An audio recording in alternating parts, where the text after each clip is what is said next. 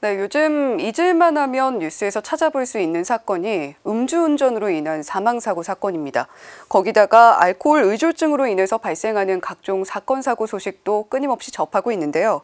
또 하나 심각한 문제가 바로 마약 문제입니다. 얼마 전에는 강남 학원가에서 마약이 든 음료수를 학생들에게 건넨 사건으로 사회적으로 큰 파문이 일기도 했는데요. 우리 사회의 어두운 단면 중 하나라고 할 수 있는 중독 문제 가지고 오늘 카프 성모병원 하종은 원장님과 함께 자세한 이야기 나눠보겠습니다. 원장님 어서 오세요. 네, 안녕하십니까. 네, 먼저 지난해 12월에 카프 성모병원이 보건복지부 지정 알코올 전문 병원으로 선정이 됐다라고 들었습니다. 축하드리고요. 네, 감사합니다. 네, 자 병원에 대한 간단한 소개부터 먼저 해주시죠. 네, 저희 카프 성모병원은 중독자의 인간다운 삶과 생명을 지키는 미션을 가지고 예수 그리스도의 사랑을 실천하기 위해서 천주교 서울대교구 한국중독연구재단에서 운영하고 있는 알코올 중독 전문 병원입니다. 네. 앞서서 축하드린다라는 표현을 쓰기는 했습니다만 사실 전문 병원으로 지정을 할 만큼 사회적인 문제가 좀 심각하다라는 표현이기도 한 것 같은데요. 우리 사회 알코올 중독 문제 지금 병원 현장에서 매일 마주하고 계실 텐데 얼마나 심각한 수준입니까? 많은 국민들이 음주운전, 주치 범죄, 마약 문제로 이 중독에 관심을 가지시곤 하시는데, 물론 이제 중독으로 인해서 직업 기능을 상실하고 가정이 붕괴되고 우울증, 치매에 이르는 심각한 경우를 매일매일 만나게 됩니다.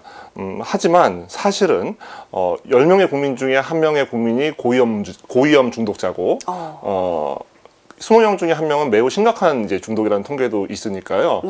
이것이 매우 특별한 소수만의 문제는 아니고 오히려 고혈압, 당뇨처럼 매우 심한 문제라는 것을 주지할 필요가 있습니다. 네, 생각보다 널리 퍼져 있는 문제다라는 이야기를 해주셨는데 지금 카프 성모병원이 전문 병원으로 지정이 될 만큼 알코올 중독 환자들의 치료에 어떤 과정을 적용하고 있는지도 궁금하네요. 네, 의외로 이 중독의 치료 어떤 시스템은 매우 잘 갖추어져 있습니다.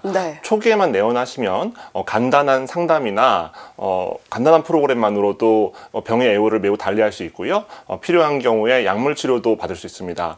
중증이더라고 하더라도 세계적인 어떤 동기강화 인지행동 12단계 프로그램이 이미 많이 한국화되어서 체계적으로 제공되어 있고 퇴원 후에 이용할 수 있는 중독센터, 이용센터, 치료 공동체 같은 것들도 매우 잘 구성되어 있기 때문에 이제 중독은 얼마나 조기에 본인의 문제를 발견하고 치료에 손을 내미느냐 아니면 거부하고 회피하느냐의 문제일 뿐 치료 시스템은 잘 갖추어져 있는 편입니다. 네.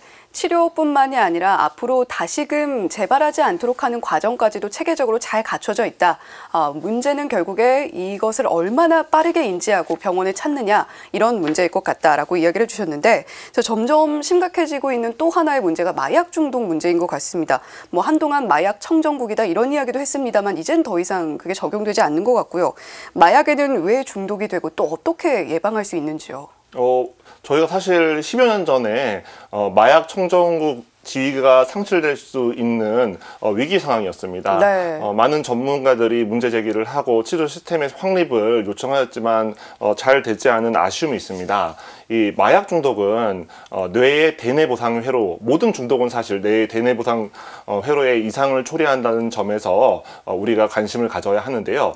사실 대뇌 보상 회로는 우리한테 건강한 즐거움, 우리가 어느 정도 시간과 노력을 이제 들여서 건강한 즐거움을 누릴 때 거기서 이제 도파민을 비롯한 즐거움을 위한 회로들이 분비되면서 삶의 동력, 지향점을 우리가 추구하게 하는 매우 중요한 삶의 에너지원이거든요. 그런데 이것이 어떤 건강한 노력과 시간의 들임 없이 기승전결의 과정 없이 정상 수치의 수십 배의 어떤 도파민이 쏟아지게 하는 것들이 우리 성경에서 얘기하는 쾌락 혹은 알코올 중독, 마약 중독, 도박 중독, 성 중독 이런 것들입니다. 마약은 이 중에서도 굉장히 어떤 강렬하게 뇌에 각인되기 때문에 모든 그 뇌의 어떤 작용이 또 모든 생활이 모든 신체적인 어떤 작용이 마약을 지향하는 쪽으로 일어나게 돼서 한 사람을 영성적으로나 망가뜨릴 수가 있습니다. 네. 결국에는 극단적인 쾌락을 추구하다가 이렇게 중독에 손쉽게 빠지게 된다라는 이야기를 해주셨는데, 자, 그렇다면 카프 성모병원에서 앞서서 알코올 의존증에 대한 치료 과정도 들어봤는데 마약 중독 환자들은 어떻게 치료를 받나요? 사실 알코올 중독 치료와 마약 중독 치료는 크게 다르지는 않습니다. 네. 약물 치료 가능하고 의사 면담이나 정신사회 프로그램, 재활 프로그램을 받을 수 있습니다. 근데 제가 꼭 말씀드리고 싶은 것이 저희 병원에서 마약 환자의 외래 통원 치료는 하고 있지만 입원 치료를 하고 있지 않습니다. 국가에서 21개의 마약 치료 병원을 지정한 바 있는데요. 2군데만이 근근히 치료를 했을 뿐 성공적인 어떤 시스템을 구축하지 못했습니다. 네. 한국 마약퇴치운동본부나 다르크 같은 재활시설도 있지만 사실은 크게 활성화되지 못해서 우리나라는 치료 재활기관, 마약 치료에 한해서는 부재한 상황이라고 말씀드릴 수밖에 없어서 큰 아쉬움이 있습니다. 네, 이 정책적으로 뒷받침될 필요성을 강력하게 이야기를 해주셨는데 현장에서 체감하시는 정도는 좀 부족하게 느껴질 수도 있겠지만 정부도 이제 좀 팔을 걷어붙이고 나선 상황이에요. 병원장으로서 이 정부에 바라는 점이 있다면 어떤 점이 있을까요?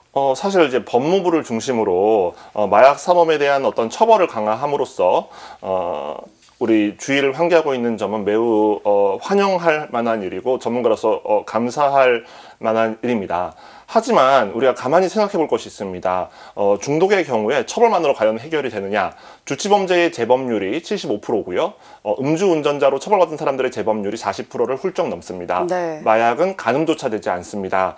그렇다면은 사실 마약의 공급단에서는 처벌을 통해서 접근성을 감소시키고 효과를 거둘 수 있지만 우리가 수요단에서는 마땅히 치료와 재활이 있어야만 이 문제를 극복할 수 있다는 점을 사실 강조하고 싶고 그런 부분에서 아직 시스템이 충분히 갖춰졌지 않다는 것이 전문가로서의 큰 아쉬움입니다. 네.